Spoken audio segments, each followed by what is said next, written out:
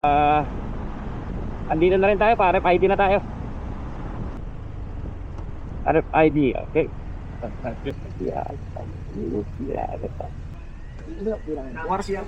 Ay ko. Ayun, may CR. Kanina pa ako nawiwiwi. Sarado yung banyo dun sa mo kanina. Kaya lang ako nag-apply ng visa for Japan.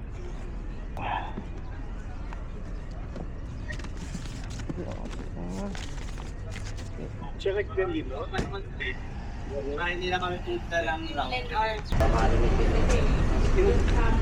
Kasi ikaw naman in-authorize eh. Basta sabihin mo, pipiliin mo, easy trick, sarap. Tapos lagay mo na lang dito.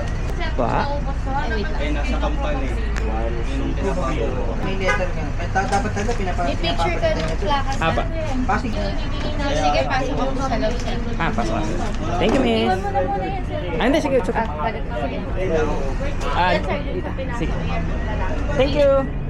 Ayun, pero tayo. Hindi ko pa alam kung magkano. Ito. Thank you. Morning po. Morning po. Pa? Napakasap eh. Apa. Bago lang po. Apa. May ORCR naman. Apa. Check ka, sir. Sige po.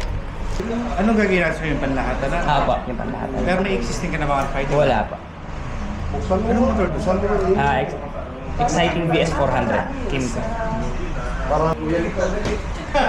Thank you, Thank you. Below this. Apa. Pwede card? Apa.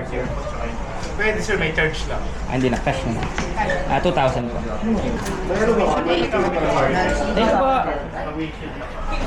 Meron ba din ka?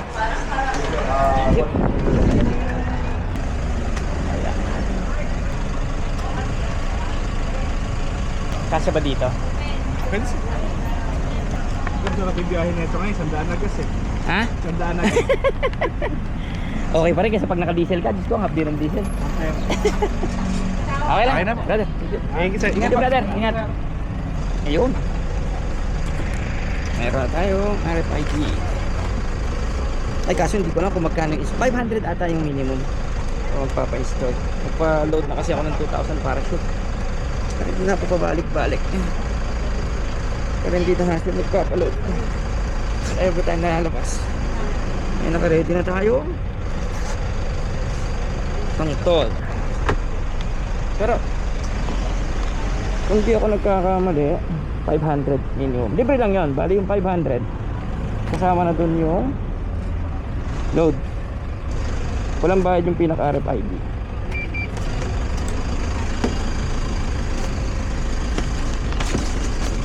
Yung 500 mo na yun, load mo na yun. So ayun, okay. May RFID na tayo. So yun lang ang kailangan nyo. ORCR, plate number, email, tsaka contact number. Mabilis lang lahat. All in all, mga 20 minutes siguro bago matapos. Mag-ready rin kayo ng picture ng plaka nyo na nakasalpak sa inyong motor.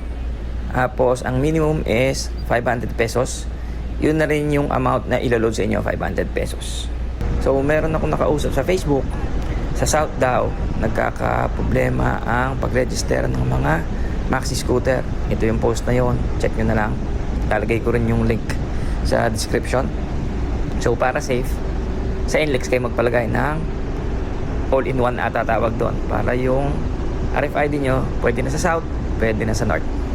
Okay. Hanggang sa susunod mga bata. Kuya Jody ba yun?